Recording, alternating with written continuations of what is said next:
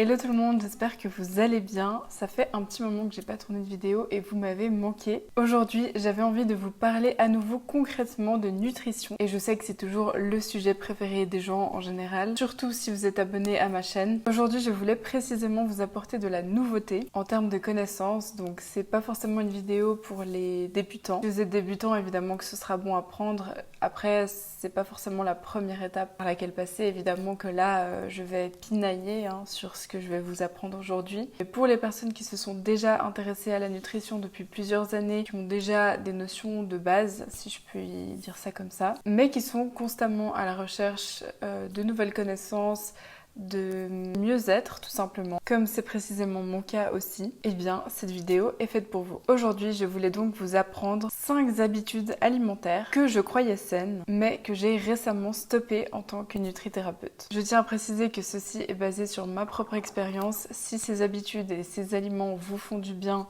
tant mieux. L'expérience est d'après ce que j'ai entendu aussi et vu avec mes propres patients au cabinet.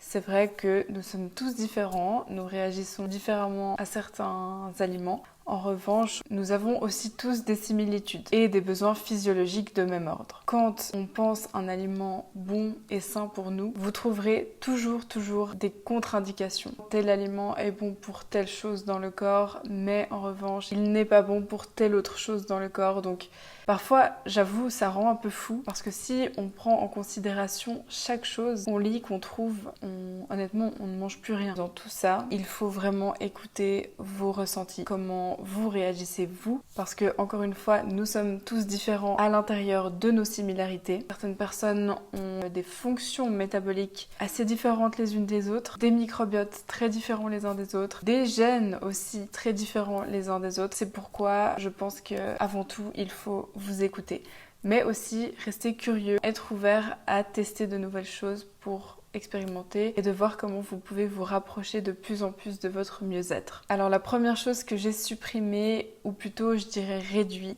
c'est vraiment ma consommation d'oléagineux, qui était encore il y a 6 mois, je dirais à peu près 6-8 mois, très grande. Je consommais beaucoup d'amandes en particulier, beaucoup d'amandes, de noix de pécan, de noix de cajou. J'en consommais un peu du matin au soir. Étant donné que j'ai une alimentation plutôt à index glycémique faible, je consomme beaucoup de gras, de bonne graisse. En revanche, j'ai lu une fois un commentaire sous une de mes vidéos, et c'est pas la première fois que je lisais quelque chose de ce genre, que les oléagineux en trop grande quantité tous les jours, ça pouvait être relativement pro-inflammatoire, notamment les amandes surtout. Les amandes qui peuvent entre autres potentiellement contenir du cyanure et donc en plus être toxiques pour votre organisme. C'est vrai que je mangeais des amandes du matin au soir, en plus de ça je buvais du lait d'amande, je mangeais du yaourt nature aux amandes et je me faisais des desserts tous les jours maison à base de poudre d'amande, ce qui faisait beaucoup d'amandes. Il y a 6-8 mois, j'avais justement un peu d'eczéma sur les paupières.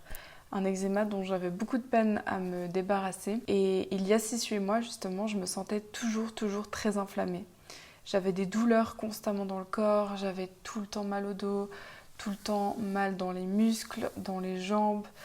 J'avais mal aux chevilles, aux articulations. Et pourtant, je ne mange plus de sucre depuis des années, je ne bois pas d'alcool. J'ai une très bonne hygiène de vie. Et ces douleurs, cette inflammation persistait.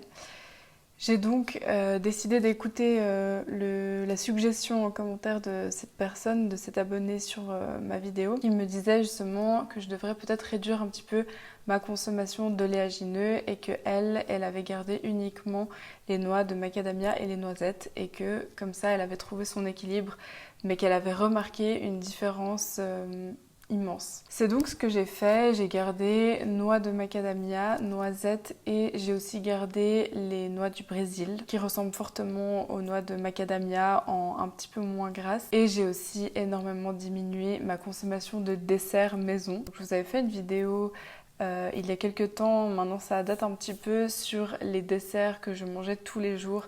C'est vrai que j'avais pour habitude, étant donné que je suis très gourmande et que j'aime les choses gourmandes. Je me faisais des petits desserts maison et la base de tous mes desserts, c'était à base de poudre d'amande. Ça veut pas dire que je n'en fais plus jamais, pas du tout, je ne me prive absolument pas de ça lorsque j'en ai envie. En revanche, ça ne fait plus partie de mon quotidien, alors qu'auparavant, c'était vraiment 7 jours sur 7. Et je dois l'avouer, je me sens nettement mieux, vraiment. Je me sens beaucoup moins inflammée, j'ai plus de douleur, je suis pas retournée chez l'ostéo depuis des mois et des mois, alors qu'avant c'était un petit peu ma deuxième maison. Donc écoutez, je suis plutôt très contente de ça et je vous encourage aussi à essayer de diminuer cette surconsommation d'oléagineux si c'est votre cas. La deuxième chose que j'ai arrêtée, c'est le poisson en boîte. J'entends par là tout ce qui est thon en boîte, sardines en boîte, maquereau en boîte, tout ce genre de choses. C'est quelque chose que j'adore, honnêtement, gustativement parlant, je trouve ça super bon. Et je vous en ai tellement montré durant mes What I Eat in a Day que j'ai fait il y a quelques mois dans mes vidéos. Je vous montrais justement tout ce que j'avais l'habitude de manger, de me préparer comme repas rapide, etc. C'est vrai que ça c'était très convénient dans le sens où c'est une bonne source de protéines que vous n'avez pas besoin de cuisiner. Donc quand vous n'avez pas eu le temps de préparer votre Tupperware la veille, vous prenez une boîte de maquereau, une boîte de thon et voilà, vous pouvez manger ça sur le pouce comme ça sans avoir besoin de cuire quelque chose. En revanche, le poisson en boîte, c'est quelque chose qui contient énormément d'histamine. L'histamine, c'est une molécule qui est naturellement présente dans notre sang et qui est utile à un certain degré parce qu'elle a comme fonction de faire passer plein d'informations dans tout notre corps. En fait, elle est même indispensable à un certain degré. Le problème, c'est qu'aujourd'hui, et je l'observe au cabinet, sur tous les bilans d'analyse qu'on fait avec les laboratoires, quasiment une personne sur 2, une personne sur 3 est intolérante à l'histamine. C'est un petit peu la nouvelle intolérance du siècle et ça rend vraiment les gens très mal. Et ce qui est assez vicieux, c'est que étant donné que nous avons des récepteurs à l'histamine sur tous nos organes, potentiellement ça peut toucher tous les systèmes. Donc ça peut être au niveau des allergies, ça peut être au niveau des problèmes de peau, ça peut être directement en lien avec la digestion, le transit. Ça peut causer des migraines, ça peut causer des nausées, ça peut causer tout un tas de choses. Ça va juste créer un état inflammatoire en fait dans le corps. Quand vous avez une trop grande quantité d'histamine dans le corps et que en plus vous l'augmentez quand vous apportez des aliments qui contiennent naturellement beaucoup d'histamine, tels que justement le thon en boîte, les sardines en boîte. Le poisson en boîte, c'est une explosion d'histamine pour votre corps. Et si vous en créez déjà trop de base, en plus nous vivons dans un monde qui est pro-histaminique, mais je vais pas m'attarder là-dessus dans cette vidéo, ça peut vous rendre sacrément mal, alors que les sardines en boîte, on pourrait penser que c'est extrêmement sain. Ça contient plein d'oméga 3, c'est un poisson gras qui est super riche et intéressant nutritionnellement parlant, ça c'est sûr. Mais voilà, le côté négatif, c'est cette histamine.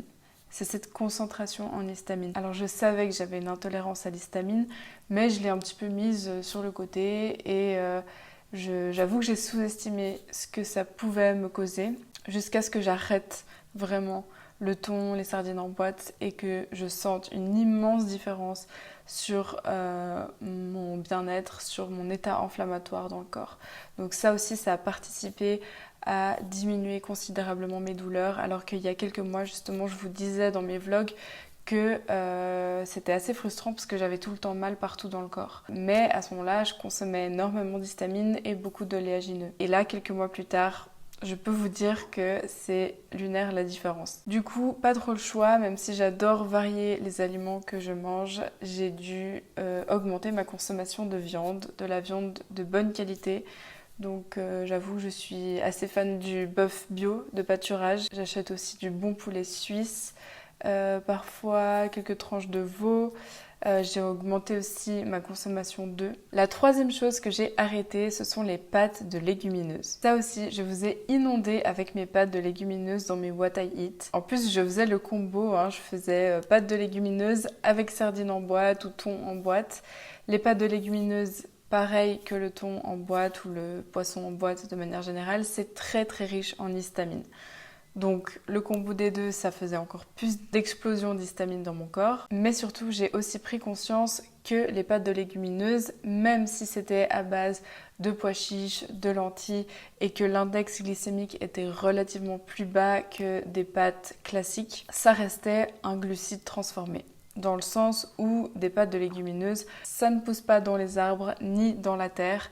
C'est quelque chose qui a été processé, industrialisé, transformé par l'homme. Et j'ai vraiment compris à travers plusieurs lectures récemment que l'alimentation la plus brute possible, et surtout en termes de glucides encore plus, étant donné que maintenant on tend vers une population de plus en plus résistante à l'insuline, qu'il faut vraiment privilégier les aliments les plus bruts possibles, tels qu'on les retrouve dans la nature. Donc à la place, je me suis mise à consommer beaucoup plus de pommes de terre, de patates douces, de certains fruits, mais j'ai vraiment arrêté, voire presque supprimé en fait, les pâtes de légumineuses. Je me sens beaucoup mieux honnêtement depuis aussi. La quatrième chose que j'ai arrêté, c'est de me servir des portions énormes de salade ou de légumes. J'avais tendance à remplir pour tous mes repas une énorme moitié de mon assiette avec des légumes vapeur, de la salade, des crudités. Et ça, c'est quelque chose que j'ai arrêté parce que je me suis rendu compte qu'en fait, ça me remplissait déjà énormément. Un énorme volume comme ça de légumes ou de crudités, ça prenait déjà beaucoup de place dans mon ventre et il me restait pas assez de place pour manger ce qui est nutritivement très riche et très vital et intéressant pour le corps. Si vous voulez, c'était pas assez dense caloriquement parlant. Je sous-consommais facilement mes calories parce que je commençais par manger un volume de légumes ou de salades, de crudités qui était très très conséquent. J'ai drastiquement diminué ma quantité en fait, donc je vous rassure, je mange toujours mes légumes à chaque repas ou presque, mais je pense avoir bien diminué la portion par deux. Au lieu de me faire la bonne moitié de mon assiette comme ça, j'ai réduit la quantité. Et ainsi, j'ai plus de place pour pouvoir manger plus de viande ou plus de bonne graisse ou plus de patates douces et donner à mon corps suffisamment de nutriments dont il a besoin. Et contre toute attente, je n'ai pas pris 1 gramme. Limite, j'ai peut-être même perdu un petit peu. Et c'est fou parce que j'étais persuadée que j'allais peut-être prendre un peu de poids en faisant ça, en augmentant finalement mes calories au lieu de me remplir de légumes qui sont caloriquement très pauvres. Et en fait, que nenni, vraiment pas du tout. Ça s'est pas passé comme ça. J'ai l'impression qu'au contraire, ça a même accéléré mon métabolisme. Et du coup, je peux manger beaucoup plus de nourriture et mon métabolisme s'est vraiment accéléré. J'ai aussi beaucoup plus d'énergie au niveau digestion, au niveau transit et aussi au niveau des ballonnements, c'est 1000 fois mieux. Je sors plus de mon repas complètement ballonné parce que j'avais mis tellement de légumes en termes de volume dans mon ventre. Tout s'est amélioré sur tous les plans. Donc ça c'est génial et je vous recommande si vous êtes un peu psycho des légumes et que vous avez tendance à penser qu'il faut en manger des tonnes et des tonnes. Non, vous gardez effectivement vos légumes, mais vous n'avez pas besoin de manger des volumes astronomiques de légumes par repas. Ça, je pense que c'était peut-être aussi un peu mes restes de TCA. Je sais que j'avais tendance à surconsommer des légumes pour me remplir. Si vous ne savez pas de quoi je parle, je vous renvoie à ma dernière vidéo que j'ai sortie, une longue vidéo très profonde et très très vulnérable aussi. Je pense que c'est la vidéo la plus sincère et vulnérable de toute ma chaîne. Si jamais ça vous intéresse d'aller écouter mon témoignage, je vous mettrai la vidéo juste ici ou ici, je sais jamais de quel côté c'est, ou dans la barre d'informations. Je vous recommande parce que c'est vraiment un témoignage, je pense, un peu différent de ce qu'on peut entendre la plupart du temps sur les TCA et j'ai eu pas mal de retours comme quoi que vous aviez apprécié et que vous vous reconnaissiez parce que effectivement vous vous sentiez souvent vous aussi incompris et incomprises. Finalement, la cinquième et dernière chose que j'ai arrêtée, c'est le xylitol de grande surface. Le xylitol, pour ceux qui ne sauraient pas, c'est un petit peu comme la stevia, c'est un édulcorant pour sucrer vos desserts, vos yaourts,